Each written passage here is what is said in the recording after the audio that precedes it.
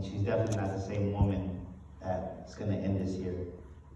So give me a big round of applause for the one and only Miss Elizabeth Maldonado, all the way from San Antonio, looking beautiful. Woo-hoo! And I think she's single and ready to mingle. Welcome. Thank you so much. I had a song that I wanted to open up with, and it's, I don't know if y'all are familiar with it, it's a song by Danny Gokey. It's a Christian song, and it's called Tell Your Heart to Beat Again. And the storyline behind the song is really what drove me to this speech, because he talks about, it's a pastor in Ohio who has a heart surgeon in his congregation, and he tells the surgeon, I want to go see a heart surgery be done. And so the surgeon says, yes, come in, I want you to come and be part of it. And so they go in, they open the chest cavity, they repair the heart, they have to get the heart to start again before they can close the chest cavity. And the doctor checks everything, double checks everything, and says, everything's fine, but it's not starting. The heart's not starting. And so he gets down on one knee, and he's sitting beside his knee beside the patient, and he says, Mrs. Johnson, this is your doctor. We have repaired your heart. There is nothing wrong with your heart. But Ms. Johnson, if you can hear me, I need you to tell your heart to beat again. And so she had to come into agreement with her higher power. She had to understand her power to make her heart beat again. And sometimes, just like the lyrics of the song,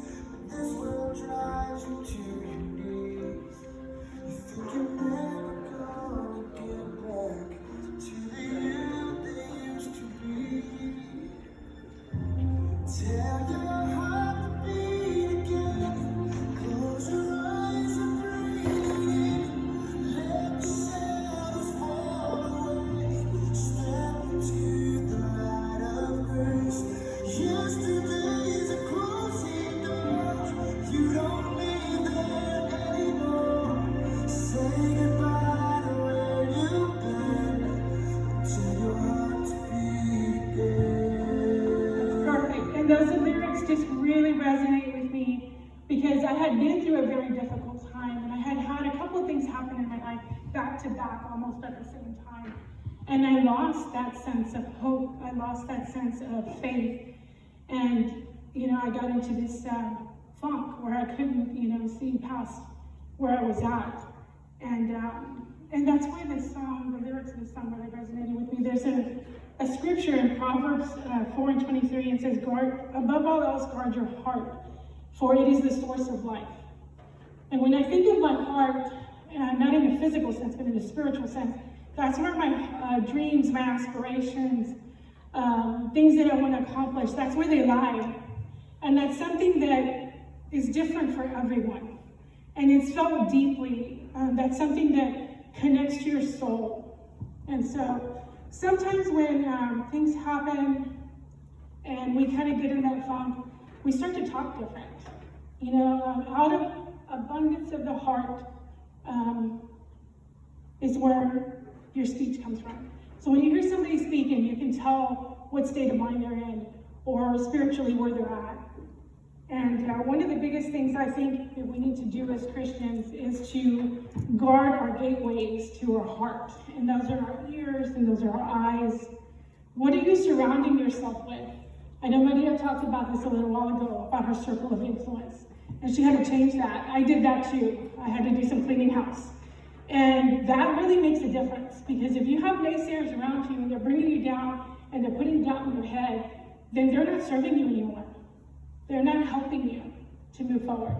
And so I had to make some changes and being vigilant, because we are living in this world, but we are not of this world.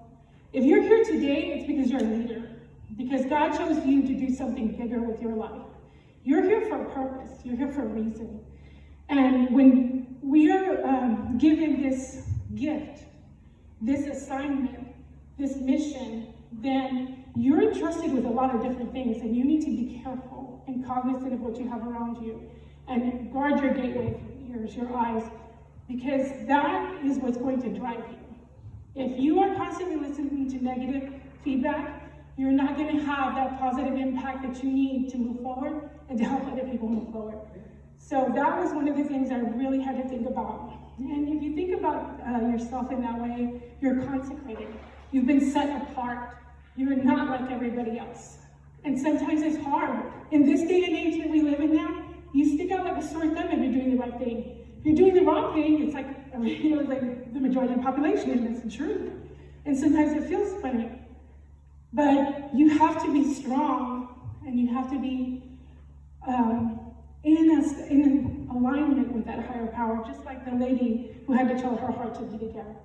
And things will come into our lives. We will experience adversity. But what are you going to do with that? How are you feeding your heart? I had to really look at that, because I had lost a loved one. And I was looking at pictures, and remembering times past. And I thought to myself, what am I doing? This is not serving me. I need to set that aside, because yes, I experienced that, but there's more to life. And I'm going to use this experience to lead me to do better things for others. And there were so many changes that happened when I looked at it in a different mindset. It wasn't the self-pity, it wasn't the disappointment, the feeling, offended and feeling worried and anxiety and all those things. But I started to think, okay, I need to feed my soul. I need to feed my heart.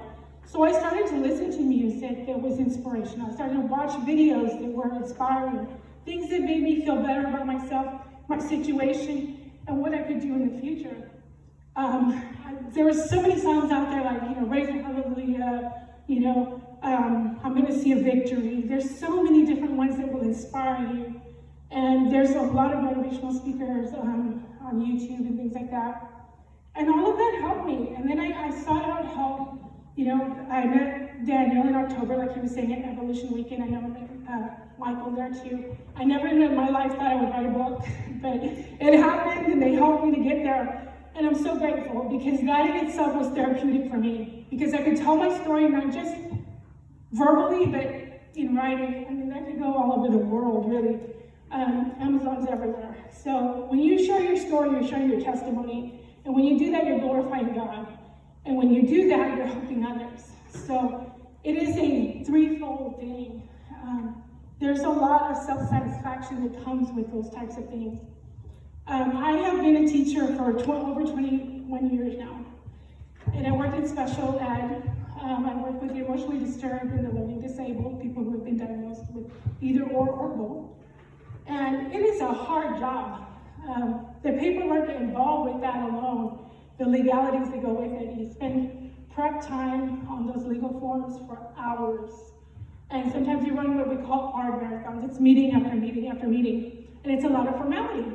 And I believe in that, because I do think that our rights and the rights of these children need to be protected.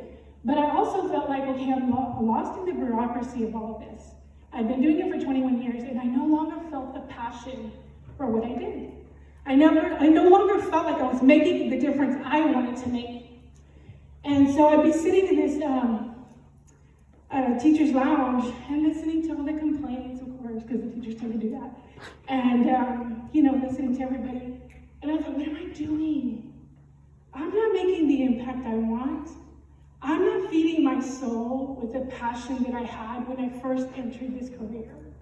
I went to school for 4 years, worked my butt off, full-time during the day, went to school at night, 2 nights a week. And let me tell you, I was going 90 miles an hour, eating out of a vending machine or whatever. And so I can understand what you said about when you tell people that you're fat. But you know what? It's okay, because there's more to life than what we see on a day-to-day basis. We get so stuck in the routine that you no longer see the passion, the power, and the influence that we have on each other. And so I decided, you know what? I'm gonna pray about it. I don't think I wanna do this anymore. And my last 2 years were very difficult in the public setting. And then I finally decided, okay, I need to take myself out the mainstream and put myself in a niche of my own where I can work with these people one-on-one. So I decided to become a life coach. I got my life coach certification. I started working on a homeschooling program. It's called Innovative Approaches to Education.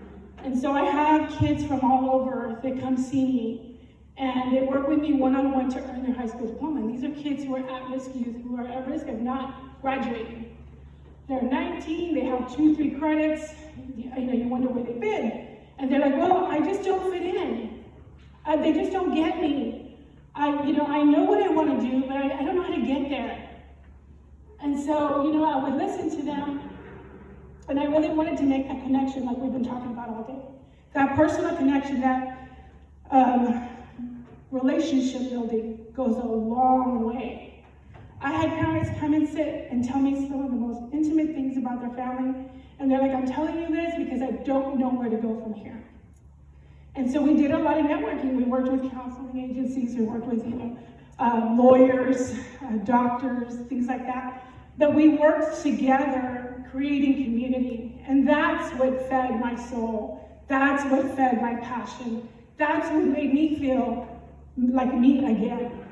And I would have never thought I'd be in that same place again, where I felt like, hey, you know what? I feel good about myself.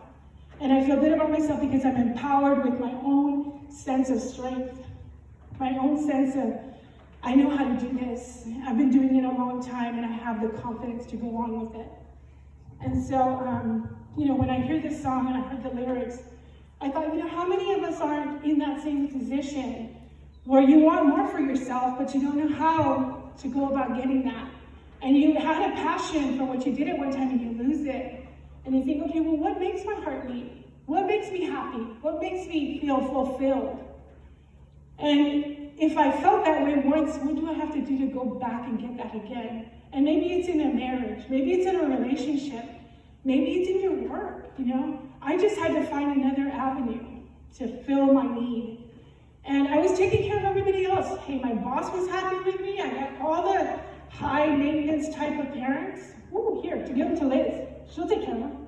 And I did, because I know that they wanted their kids to succeed. Everybody wants their kids to do more than they did. They want the best for their children, right? So I understood that. And so that's why I was there for them, and that's why I gave them everything I could. But I also realized that, okay, I can make my boss happy, I can make my parents happy, I can make my partner happy, but what about me? Who's taking care of me? Who's making sure my needs are met? And how am I going to live the rest of my life feeling unfulfilled, feeling like I'm not meeting my purpose? So those are things that I think everybody needs to take time to assess and think about, what makes your heart beat? How do you make your heart beat again? What kind of things can I do to make changes and evolve? Because I believe, and I tell all my students this, y'all are lifelong learners. You can never know everything there is to know. You're a lifelong learner. There's always some more information that you can take in, and you can adapt, or you can modify to meet your need. And so this is what this conference is about. This is what our conference is about. We're sharing information. We're learning to deal with adversity. The book that I wrote, it's called Hope Drives Overcoming Adversity. It's what it's about. It's my personal story, the story of things we went through in our family. And we talk about the 5 domains of resiliency. And we need to be resilient, because we are going to come across some hard times. But what are we going to do with that? How are we going to feed our heart? How are we going to overcome those adversities? Those are personal choices you make, and your behavior has to be in congruence with your goals. And I had to come into agreement with my higher power, just like the lady who had to have her heart beat again. She had to tell her heart, okay, it's okay to beat again. And that's kind of where I was at. It's okay to start over. It's okay to do something new. It's okay to step out and have that sense of security in your higher power. He's got me. This is okay. And there's things that are happening in life that you have no control of. And you have to let that go. You have to say, okay, this is not for me to deal with, this is for God to deal with. And so I give it to him. And that was hard for me to do, because if you knew me, I want to do everything, and I want to handle everything, and you can't. You just can't. You can wear yourself out, spiritually, physically, wear yourself out. But I'm learning as I go, and it's a personal journey. something that we all go through in life, dealing with adversity. But I will tell you that I would never think that, like Daniel was saying, we're gonna have a podcast starting soon called The Amazing You. And I called it that because I felt like in this journey, I really realized how amazing I really am. Because when you're going through those hard times, you think to yourself, gosh, I'm not good enough. How come everybody else is happy? I can't be happy. Well, everybody else is getting recognized and they're moving up at work, but I'm not. And you know what? Sometimes you have to step out of that and say, you know what? Okay, you wouldn't assign me to a leadership position. I'm going to create my own leadership position. I'm going to do it for myself because I deserve it. Because I think that I have something to offer that's of value. And so sometimes you create those things for yourself, and it's okay to do that. But those are things I never would have thought of when I was in that funk, So my message to you today is just, don't get stuck in the funk. Tell your heart to beat again. Find out what makes your heart beat. Follow your passion.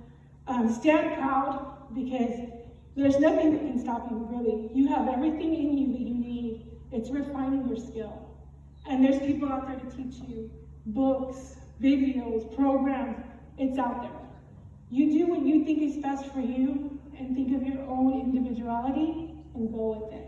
And stand proud and know that you are strong enough to tell your heart to beat again and to allow it to make you joyous and happy and fulfilled. Thank you.